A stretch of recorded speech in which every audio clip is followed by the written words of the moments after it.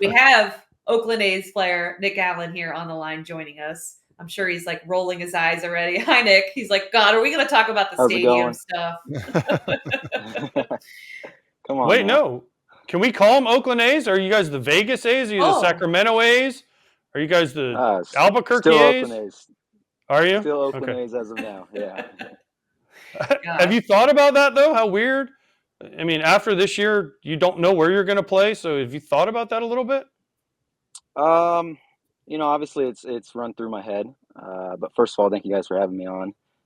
But yeah, I mean, there's definitely uncertainty up in the air, but I think, we're just taking it one step at a time. So right now we're in Oakland. So we're the Oakland A's. Let me give you a little backstory here. Nick and I played in the Olympics together, in the trials together for USA. When I first saw this guy, I'm like, listen, I'm like, who the hell is this little pipsqueak coming on here thinking he's going to be on this USA team? And he ended up being the shortstop. I played 30. I told somebody, I said, listen, this guy is going to win a Gold Glove one year. He's got some of the best hands. His work ethic is off the charts. And I explained to him in Japan, when I said, nobody can ever attest to your work ethic. You keep working hard and keep doing your thing. So good for you on getting. Now, I told you it was only a matter of time before you got up there. You know what I mean? I know. Miss you, Todd. No, I miss But you yeah. too. But yeah, I mean, just gotta, like you said, I mean, on that last day, I think we were talking on the balcony. And you just told me, like, just keep your head down, keep working. So I mean, that's what I'm doing every day. Exactly. Now I want to go to something kind of cute here. You just got married to Savannah. Congratulations. Thank you. I You appreciate it. you guys went on a nice honeymoon. What was it? You were out there for what, 2 or 3 weeks? Where'd you go? No, we did a 12-day stay. We went to Australia and New Zealand. So we went to Hamilton Island, kind of the northern part of Australia, and then Mm. New Zealand. We went to Queenstown, which was awesome. Now you people don't know you married into the Boone family, so you have I did. a couple family members that played. So my question is, I'm going through the Boones here. I'm going Brett Boone. I'm going Aaron Boone. I'm going Bob Boone, the old man. I'm going Ray Yeah. Boone. So how does it feel to be the fifth best baseball player in the family now?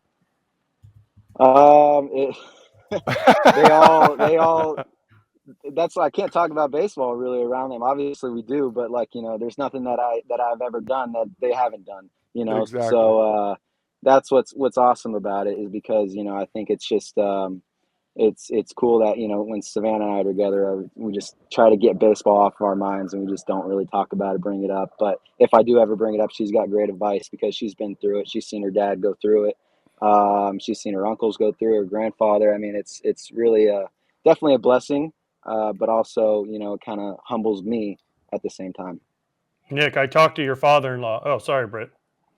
Oh, I Evan. thought you were. I'll cut you off, AJ. Want me to cut Okay, you off? sorry. Go ahead. No, no, Oh, no, now I'm no. Sure. back. It's I'm on back. you. Spotlight's Nick, on. so Nick, when I found out you were coming on, I text your father-in-law, who I've known for 20 Yeah. plus years now, and I said, you got any Uh-huh. good stories about Nick? And he said, well, no, he's too nice to have any stories about. And I'm like, well, that doesn't sit well in the Boone family, right? So then I said, come on, give me something. And he just said that every time you bitch to Savannah, she says, shut up, quit your whining, get out there and kick some ass. So is that how she talks to you? Yep.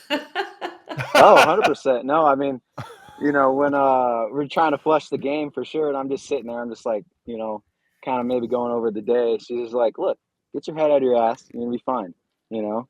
And it's but with obviously with a lot of love, because she just knows that baseball is just a game of ups and downs, and is the only way to get through it is just by staying steady, and to keep a level head. So that's what she just tries to ingrain. But I'm so thankful that she's there by my side with during it. Nick, Mark Kotze is so well respected in this game. I mean, he had chances Yeah. to interview for a bunch of other jobs this winter, and chose to stay because I think he believes, at least in what his immediate bosses are doing. I think we're going to leave the way up John Fisher's out of this question, but I mean, playing for a guy like that, who that the team isn't trying to win necessarily, that they're not giving you all those resources, but What is Mark like, and do you feel like he's the perfect guy to have in this kind of a scenario to kind of keep you guys concentrated and insulate you from, the total shit show that's happening not on the field? I think the not trying to win thing is definitely not true. We're going out there to try to win every ball game. We're all big league baseball players when we step on that field. So, I know obviously there's tons of teams that have trying to bot their way in a sense, but we're out there grinding, and we know how to play this game as well. So I think that's one thing that Cots always tries to instill in us, that when we get to the ballpark, expect to win, because that's why else would we be there? So I think with everything going on, that's just our focus, is just to step in there and win. Because if you think of anything else, then you're already beat for the day. So that's definitely his motto, and he wants us to get after it. Whether that's getting after it in the gym, putting in our work before the game, just to get ready to go. And he wants us to be the hardest working team out there in the big leagues. And I think we're one of those teams for sure. I want to ask you a question about position wise. So you came up as a shortstop, you bounced around a little second base there a little bit too as well. Where do you see yourself playing this year coming up? And is there that big of a difference from playing second base to shortstop for these young guys out there to understand? No, I don't think there's a ton of difference. I mean, obviously it's the left side and the right side, but if you can play one, you should be able to play the other. That's what I think. So I sometimes take ground balls at second, but I believe I'm a shortstop. So that's just my goal. But any time, any chance to get on the field is what I want to do. So whether that's center field, left field, pitching, it doesn't really matter to me. Just as long as I'm out there trying to help the team win. But yeah, definitely shortstop's my main position, and I take pride in it. Let me ask you this. We gambled a little bit when we played for Team USA. We stayed up to the wee hours of the night. I had such good memories of that. Mhm. And now where I'm getting at, you played in Vegas. So, how was Yeah. it playing in Vegas? I know I did a stint there when I was rehabbing. I'm like, dude, I didn't even want to play baseball anymore. I love the whole atmosphere, all that. How was it like playing in Vegas and going back up to Oakland? Which stadium do you like better? I mean, there's some cool questions to ask you there. Yeah, obviously, I think being in the big leagues is such a honor and a privilege every day. So, being able to walk into this big league stadium is amazing. But for having a default AAA stadium in Las Vegas ain't bad. It's pretty nice there, and just with everything around Vegas, it's good. It's a good, obviously, nightlife. For people that want to do that, you got gambling, but yeah, there's definitely a lot of things you can possibly do in Vegas. But as ballpark wise, it's definitely a privilege being able to walk into a big league stadium every day. Nick, you're from San Diego. Did you grow up a Yeah. Padres fan? And, how nice is it? I have family that are out there that are so into the Padres now. And it seems like the whole city, ever since the Chargers left, has been all in on San Diego. So what has that been like for you to experience, or your family to experience as well? Yeah, I definitely grew up a Padres fan for sure. Just being able to go to games. I remember going to games, I think when I was 4 years old, and I put on my T-ball outfit and just go and act like I was already a big league baseball player there. So I can't thank obviously my parents for taking me to all those baseball games, because it's definitely drove me to be the guy I am today, the player I am today.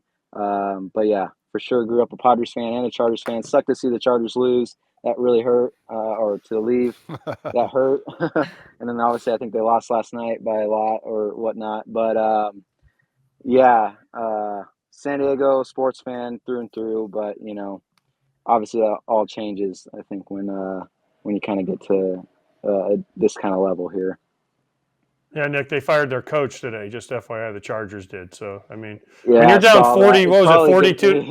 When you're Yeah. down 42-0 at halftime, usually that doesn't end Yeah. well for the coach in the NFL the next day. Yeah, they definitely had a good team this year, and for some reason they didn't put it together. So they're making a change. Probably good. Do you still root for the Chargers even though they moved to LA? Do you still? I thought I wasn't. You got to be a Raider fan now, But don't you? Because yeah, you're a Vegas A, so Vegas Raiders. yeah, but you're still kind of like that hometown fan. That's what I am. But when Herbert came to the Chargers, that's when I started becoming a Chargers fan more and more because I thought I was going to give up on it when they moved to LA. But then Herbert came along and it kind of brought me back in. So Very nice. Now, let me ask you this. When you got up to the big leagues, was there somebody, you looked up to and then you got on the bases, you're like, holy cow, like this is the guy I've always wanted to talk to or say hi to. And, who did you look up to as you were a young kid too as well? yeah, I mean, I think growing up, obviously, I looked at Derek Jeter, but obviously I hadn't played against him. So, but obviously, one thing was really cool was, and I'm not just trying to, toot your own horn here, but um, when we showed up that first time at the qualifiers, and I saw you, I just remember seeing you on TV and all that kind of stuff. I was like, wow, like this is pretty cool here. Get to see Todd Frazier. But then I just realized kind of how just of a how like such a good guy you were, and just how you communicated with everyone. And it was just normal. You treated me normal, and I was like, damn, that's pretty sweet. So, but maybe seeing Otani was pretty cool. The guy and Judge, those are two big tall guys, and obviously I'm not as that height and stature or whatnot. How do you say that? Uh, but it was cool being able to play against those guys and know that you're on the same field as them. So that was something that was awesome to me. Nick, you know who your father-in-law is, right? I do, yes, Brett He Boones. is going to be pissed you didn't say him. No.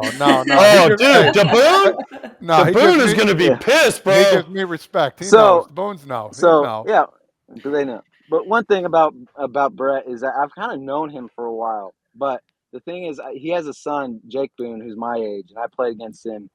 I don't know how many years growing up when I was young. But I never knew Jake had a sister, and didn't know Brett had a daughter. But I've always heard, it's like my dad would always say, Brett Boone's such a great baseball player, and I was like, damn, he hits rockets at me. So for ground balls, he's definitely strong. But I never really knew too much about him being a baseball player, other than my dad being like, that guy used to freaking hit bombs. And then growing up, obviously, and then I come across Savannah, and we're just putting two and two together. And she's just telling me about her brother, Jake Boone. I'm like, I know that name. What? Oh, Jake, I played against him. And then, oh, your dad's Brett. But then, I never knew of Savannah before that. And I think if Savannah would have known me through Jake, then this whole thing would have never worked, because she would always saw me as, Jake's friend, and that would have just never worked. So I'm glad everything worked out the way it did. Now, what do you call Brett? Do you call him Mr. Boone? No, between now Dad and Brett, so kind of just go Okay, through both. So he used to Yeah. have a shirt, right? And he used to be called Duh Okay. Boone. So he gave me a shirt Duh one time Boone? that said, I know Duh Boone. And that's what it said. And then Yeah, he had a okay. shirt for himself that said, I am Duh Boone. And so you had to be his friend. And once you became friends with him, he'd give you a shirt that said, Uh-huh. I know Duh Boone. So you could wear it around. You're like, hey, look, I'm friends with Brett Boone. But if you weren't his friend, he would never love give you a that, yeah. shirt. So you had to work. So next time you see him, Hey, I just want you to go up to he him and say, gave me- hey. He gave me a shirt, and it was Boone approved. So There you go. See? There you go. Exactly. Yeah. Exactly. Oh my God, that's hysterical. Oh. Yeah. And I gave him one of my Danger Season shirts, and he's wearing it around. But There the you Boone go. approved shirt is awesome. That's great. That's Yeah. great. Well, thanks so much for chatting with us, Nick. We appreciate it. No, thank you. I appreciate it. This is awesome. And Todd, thank you again for reaching out.